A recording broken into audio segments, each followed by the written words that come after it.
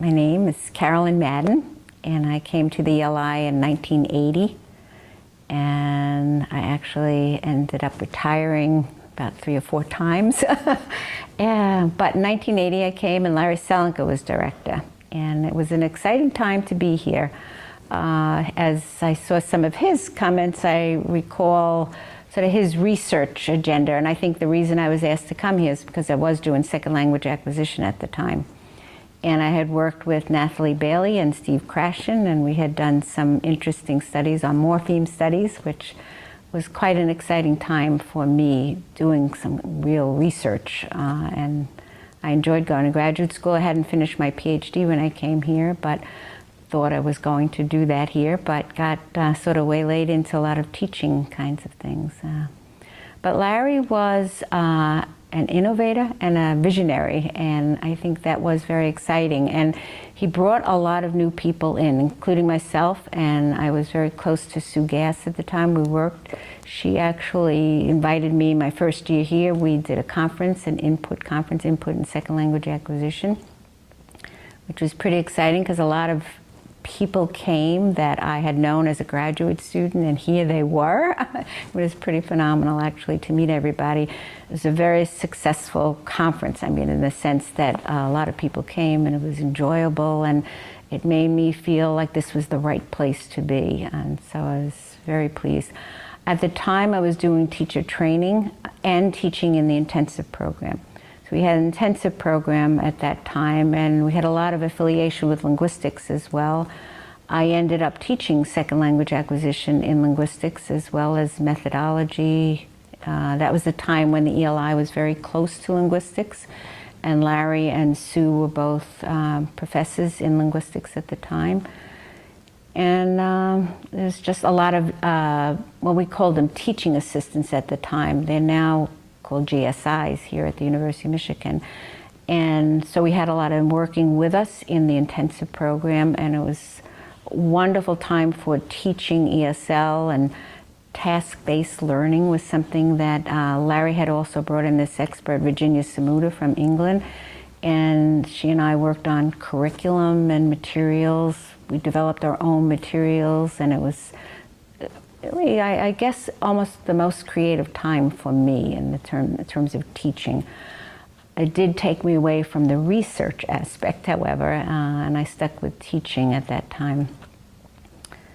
And Larry was here not too long, actually, my tenure. So I guess after about 3 years, I think, is when he left. And then John Swales came as director, and so I had 3 main directors that I liked all 3 of them for different reasons. Larry, as I said, innovative, kind of exciting, and more research.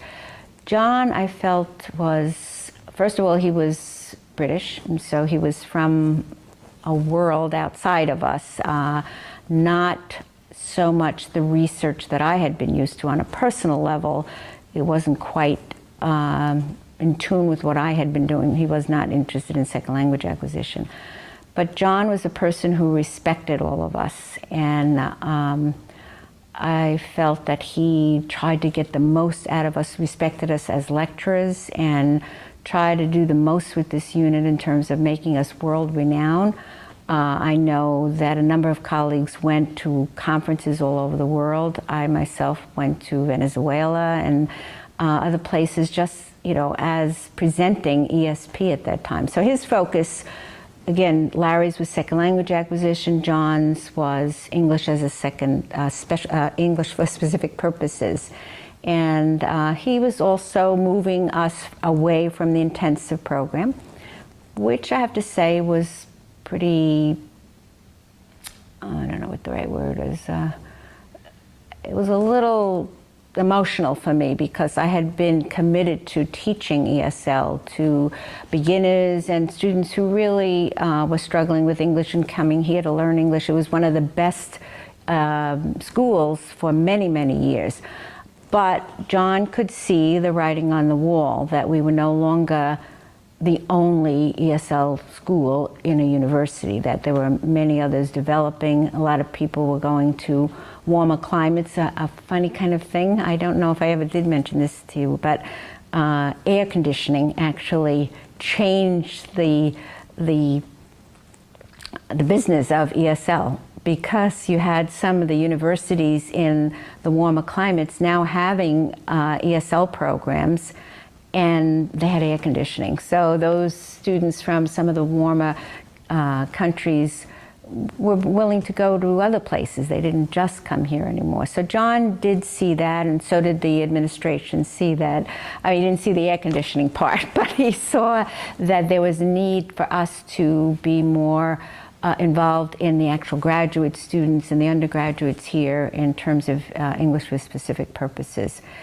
And so he made the change for us, and we went along, and he was just, again, very respectful, and I truly feel like John was one that listened to other people. He had his own ideas, and he was strong-minded about things, but he was pretty egalitarian about a lot of these issues. At that time,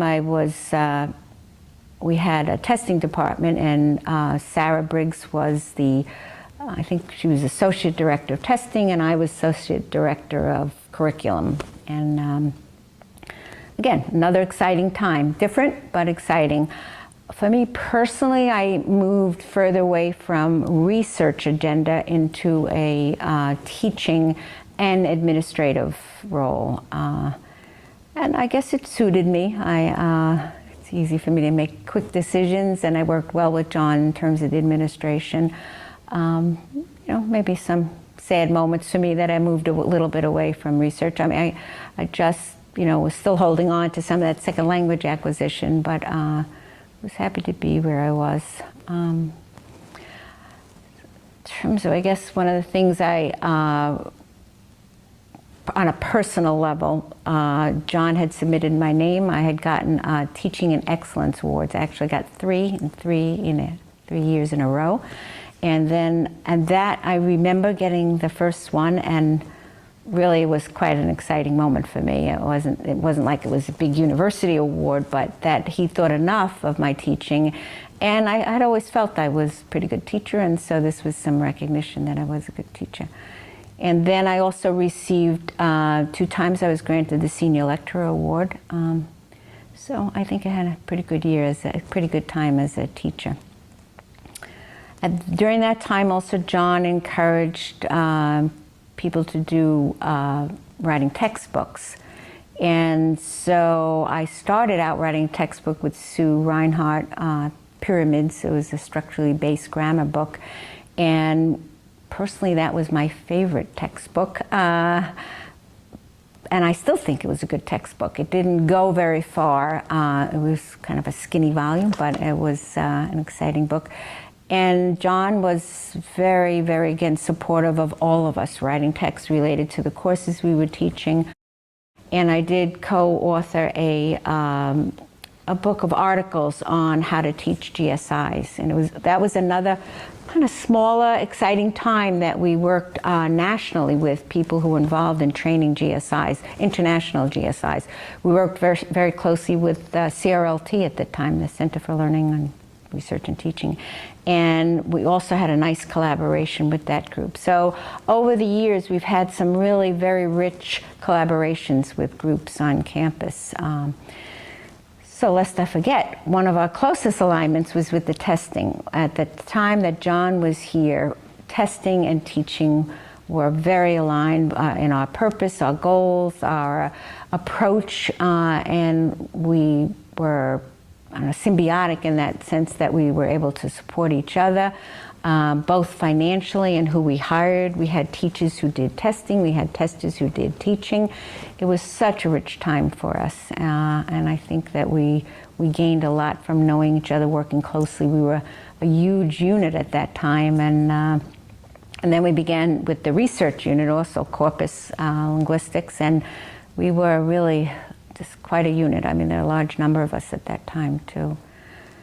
Then when John retired, Diane Larson Freeman came, and another great director, and for me, another episode. So, you know, I had the research and then the administration and the teaching and the textbooks. And then with Diane, she was also a little bit more like Larry, interested in second language acquisition and education. And so she was also had a dual appointment in the School of Ed, which I'm sure you'll hear more about. But and we started the endorsement program with the School of Ed. And that endorsement program allowed students in the School of Ed who were in this LMAC program to get an endorsement in ESL and be able to teach ESL in the elementary school.